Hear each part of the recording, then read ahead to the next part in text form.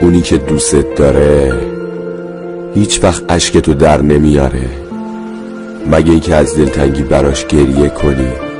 هیچ وقت تنهات نمیذاره، مگه اینکه خدا با مرگ ازت بگیردش.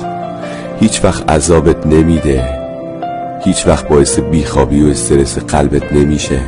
هیچ وقت دلش نمیاد ناراحتت کنه، هیچ وقت باهات قهر نمیکنه، هیچ وقت بهت دروغ نمیگه، هیچ وقت نمیذاره التماسش کنی، هیچ وقت دلش نمیاد جواب تو نده، هیچ وقت کسی رو به تو ترجیح نمیده، هیچ وقت منتظرت نمیذاره، همیشه حوصلت رو داره، حوصله حرفات،